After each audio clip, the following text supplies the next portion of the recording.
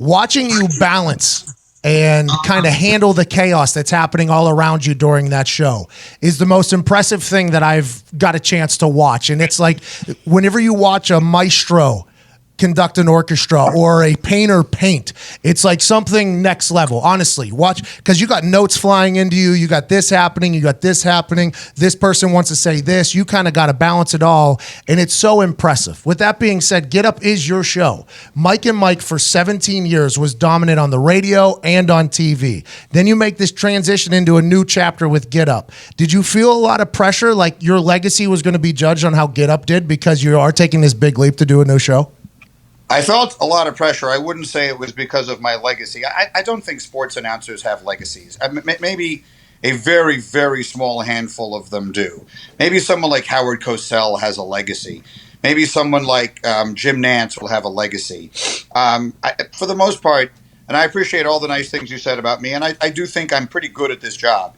But I think that I will be forgotten very, very quickly after I'm done. I don't think that there is a really. I hope the lasting contributions that I'm able to make will come in the area of cancer research or and a couple of other things that I work in, or something else. Maybe someday I'll write a book that people will read long after I'm gone. Otherwise, I'm a sports talk show host, and I think I'm a good one. But those are generally not quite as difficult to come by, and not someone who is destined to be remembered long after their time. So I felt a lot of pressure. But hey, hold on. You can't be this. I am sick of you being this humble. I am sick of it. I want to let you know I'm sick. All kidding aside, no one is less humble than me. I have an extraordinarily healthy self-opinion. Do you think 10 years after I'm gone, do you honestly think people are going, whenever it is I retire, and I hope that's not for another 20 years or so, people might remember the show, but I don't think people will be talking about me the way they remember. Look, let's put it this way. Let me give you a better example. I'm going to win this argument if indeed this is an argument. It is. Today I did what we call a down barrel, one of these essays, on-camera essays, about Bart Starr. Yep. Bart Starr died yesterday at the age of 85. He's one of the greatest quarterbacks that ever lived. He still has the highest postseason passer rating of any quarterback in history, which is ludicrous when you consider that every passer rating has turned over 10 times since then, but he still has the best passer rating in the playoffs. He still has the best winning percentage in the playoffs. He remains the only quarterback ever to have won 3 consecutive championships and the only one to win 5 championships within any decade. And do you know that most people have no idea who he was? None. Most of the fans that I was talking to today, legitimate sports fans, don't remember Bart Starr. So if they don't remember Bart Starr 30 years after his career, I think it's pretty unlikely they're going to remember Greeny 30 days after. Let me tell you why. People woke up with you for 17 years. You were on TVs and in radios with people while they went to work. They shared their life with the Mike and Mike crew. Then you guys separate to do your own things, and then Get Up happens. You didn't feel any sense of pressure, like, hey, this is going to be a massive ordeal for me and how I'm going to be remembered.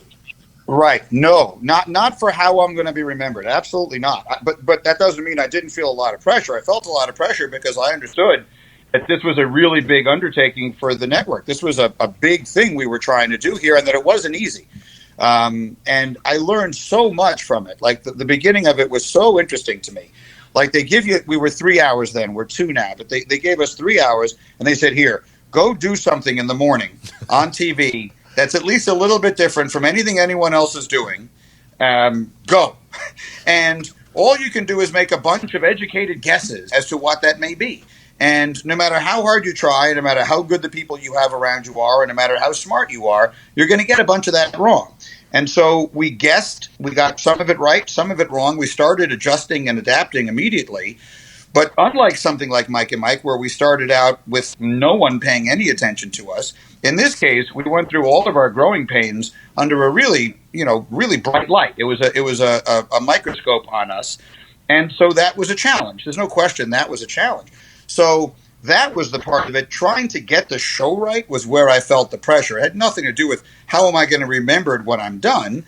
It was really more about, I need to figure this out. Like, I need to figure out what it is that American sports fans want to get up in the morning and watch on television. That is at least a little bit different from anything that has been there in the past. And I think that we are we are working our way towards that, and we certainly haven't gotten it exactly right yet, but I think we're getting closer and closer.